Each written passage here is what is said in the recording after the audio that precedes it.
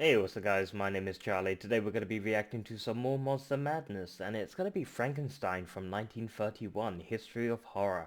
Oh boy, this is going to be totally awesome because I absolutely love Frankenstein. I've watched it multiple times, and I gotta say, a lot of people say Frankenstein, and a lot of people say Frankenstein. So, for me, you could say it either which way. It really doesn't matter. It's really a universal language for me. It doesn't matter if you say Frankenstein or Frankenstein. I think we all know what the fuck you're talking about. No, same thing with, Frankenstein or Frankenstein. That's actually the doctor's name, not the monster's name. But when you say Frankenstein or Frankenstein, we know you're referring to the monster, not the doctor. So yeah, it's a sort of a universal thing going on there with the language barrier. Yeah, other than that, great movie. I can't wait to check out what it's all about. Let's go.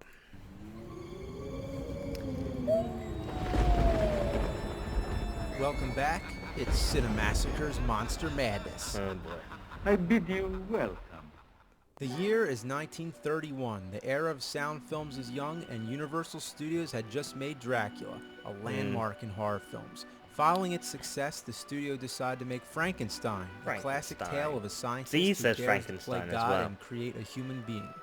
You have created a monster and it will destroy you. Bela Lugosi, fresh off of Dracula, was asked to play the monster, but the part wasn't appealing to him. His face would be covered in pounds of makeup, and he wouldn't have any dialogue. Yeah, what's the So point in that? he refused.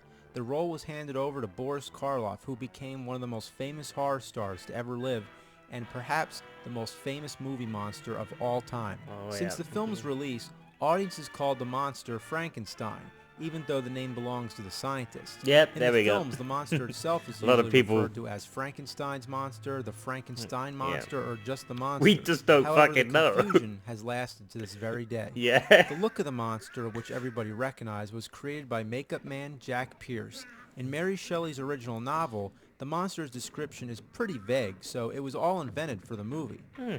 While the movie's criticized for not doing the novel justice, it is responsible for putting Frankenstein into the pop culture. Yeah. For example, Put it Dr. in the book, so to Frankenstein the speak. movie has a hunchback assistant. That now has become a staple in movies, cartoons, and all media. Nobody can forget the images from this film. Even if you haven't seen the movie, you're probably familiar with it. From beginning to end, every scene is memorable. Frankenstein and his assistant digging up the corpses, the laboratory with all those crazy electronic gadgets, the lightning, the little girl by the pond, the angry village people chasing the monster with torches, and of course some of the most famous movie lines ever spoken. It's alive! It's alive! It's alive! It's alive! The movie has been parodied Young and imitated Frankenstein, countless times incredible over the movie. decades. The sequel, Bride of comedy. Frankenstein, sticks closer to the novel. I've never and seen The this Bride time of gives the monster a voice. Frankenstein. Frankenstein. The film makes you sympathize more with the monster, and it's a lot more emotional, yet all around superior to the first movie. Yeah, I've It never also watched The Bride of introduces one of Frankenstein. the greatest mad haven't doctors watched ever, that one yet. Dr. Pretorius, played by Ernest Thesiger. Boris Karloff would once again play the monster in Son of Frankenstein, which some feel of is the best Frankenstein. of How all many of them fucking due to Bela Frankenstein movies Lugosi's are there? fantastic performance as Igor. Yes, he was hunting. Basil Rathbone's also great as the son of Frankenstein. Is it the old legendary monster of my father's time? Or am I supposed to have whipped one up? After this film, Karloff would step down for other actors to play the monster, but the mark he made is legendary. It's that sort of sexy time with your girlfriend.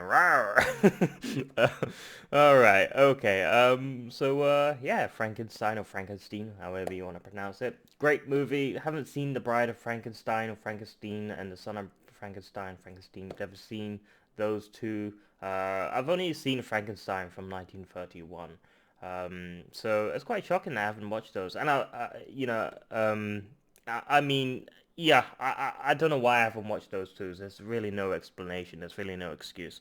I should get to watching those two. Yeah, I don't know why I haven't. I was gonna give you an explanation why I haven't watched those videos. Well, those movies, but I can't think of anything. I don't know why I haven't got around to them. That's a very interesting thing. I'm gonna have to get to watching those movies, honestly, because I have no excuse for not watching those movies, and it's a must because it's part of the Frankenstein sort of movie franchise. But yeah, if you like this video, make sure to give a like, comment down below, make sure to subscribe to my channel if you enjoy my content. I'll see you guys next time. Peace.